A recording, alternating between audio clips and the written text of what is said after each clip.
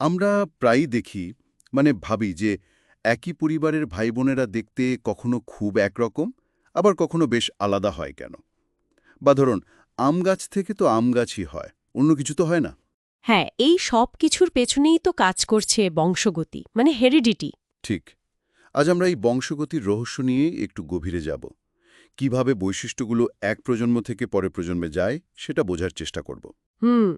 আমাদের কাছে গ্রেগর মেন্ডেলের সেই বিখ্যাত কাজ থেকে শুরু করে একদম আধুনিক জিনতত্ত্বের অনেক তথ্য আছে। গ্রেট। তাহলে আমাদের আজকের আলোচনার লক্ষ্য কি? লক্ষ্য হল বংশগতির যে মূল সূত্রগুলো আছে সেগুলো বোঝা, আর তার সাথে সাথে এর ভেতরে যে কিছু জটিলতাও আছে সেগুলো একটু তুলে ধরা। আচ্ছা, শুরুটা তাহলে মেন্ডেলকে দিয়েই করা যাক। উনি তো পুরো বিষয়টার ভিত করেছিলেন। একদম। গ্রেগর মেন্ডেল ১৯ শতকের মাঝামাঝি সময়ে উনি কিন্তু পেশায় একজন ধর্মযাজক ছিলেন। তাই নাকি? হ্যাঁ, বাগানে মটরশুঁটি গাছ নিয়ে প্রায় ৭ বছর ধরে উনি গবেষণা করেছিলেন, ১৮৫৬ থেকে ১৮৬৩। ৭ বছর মটরশুঁটি নিয়ে। আর সবচেয়ে অবাক করা ব্যাপার হলো উনি তো তখন ডিএনএ বা জিন এসব কিছুই জানতেন না। ঠিক তাই। উনিই কিন্তু প্রথম জীববিজ্ঞানের গবেষণায় পরিসংখ্যান আর যাকে বলে গাণিতিক যুক্তি সেগুলো ব্যবহার করেন। এটা তখন একদম নতুন একটা ব্যাপার ছিল। কিভাবে কাজ করেছিল সেটা? ওনার মূল কন্ট্রোলটা কি ছিল? উনি দেখালেন যে বৈশিষ্ট্যগুলো কিছু নির্দিষ্ট ফ্যাক্টর দিয়ে নিয়ন্ত্রিত হয়। ফ্যাক্টর এখনকার জিন? হ্যাঁ, এখন যেটাকে আমরা জিন বলি, আর এগুলো জোড়ায় জোড়ায় থাকে অ্যালিল হিসেবে। উনি দুটো মূল সূত্র দিয়েছিলেন। প্রথমটা হলো প্রকটতার সূত্র। প্রকটতা ডমিনেন্স? হ্যাঁ, ডমিনেন্স। ধরুন মটর গাছের দুটো বিপরীত বৈশিষ্ট্য, লম্বা আর ব্যাটে। এদের মধ্যে যখন সংকরায়ন করা হয়, প্রথম প্রজন্মে F1-এ দেখা যায় কেবল একটা বৈশিষ্ট্যই প্রকাশ পায়, অন্যটা যেন ঢেকে যায়। ও আচ্ছা। যেমন লম্বা ধরা যাক টি আর বেটে টি গাছের মিলনে প্রথম জেনারেশনে সব গাছই লম্বা টিটি হবে। একদম।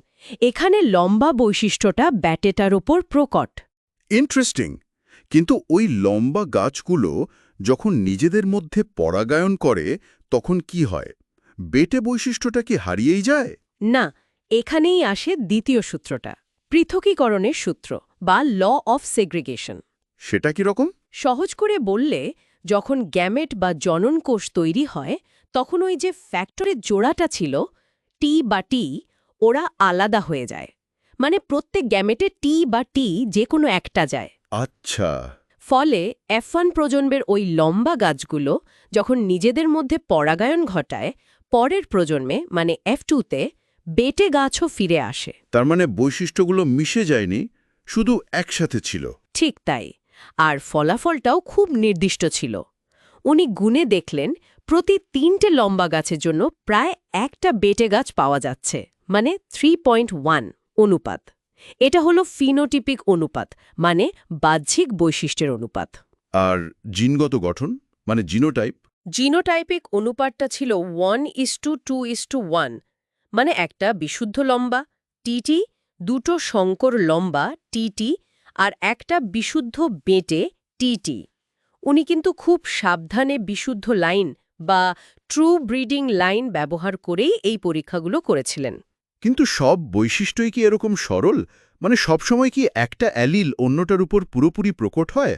না না, সব সময় নয়। এখানেই তো বংশগতির আরও মজা। মেন্ডেলের সূত্রের কিছু ব্যতিক্রমও আছে, যেমন ধরুন অসম্পূর্ণ প্রকটতা বা ইনকমপ্লিট ডমিনেন্স। সেটা আবার কি? যেমন স্ন্যাপড্রাগন ফুলে দেখা যায়।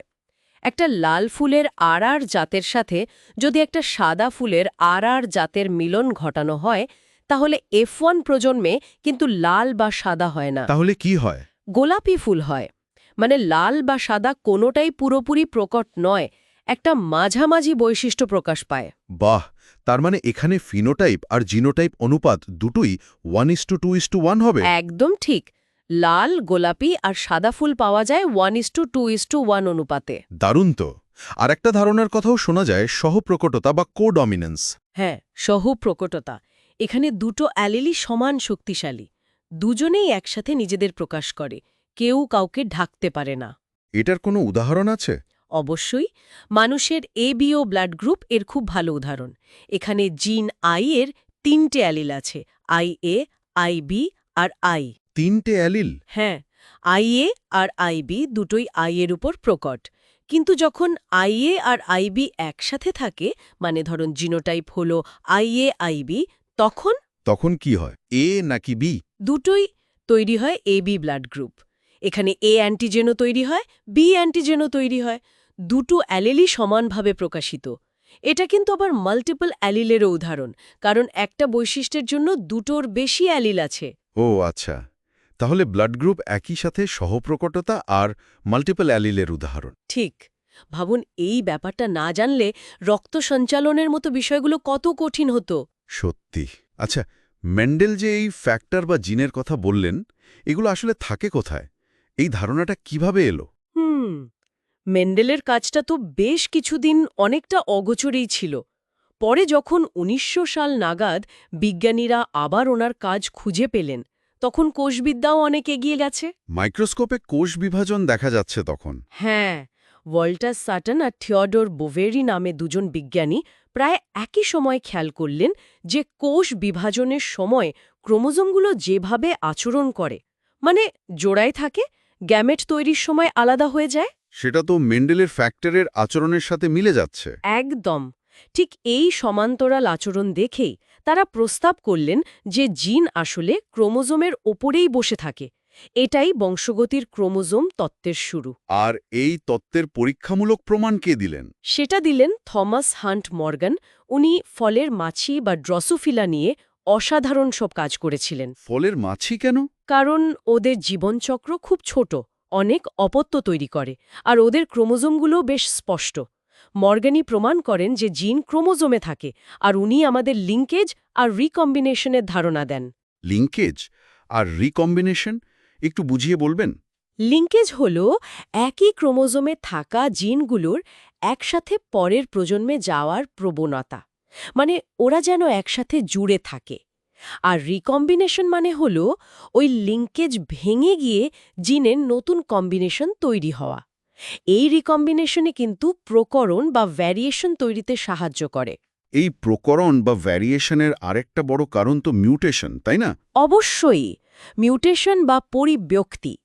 ডিএনএ সিকোয়েন্সে যে কোনো স্থায়ী পরিবর্তনই হল মিউটেশন।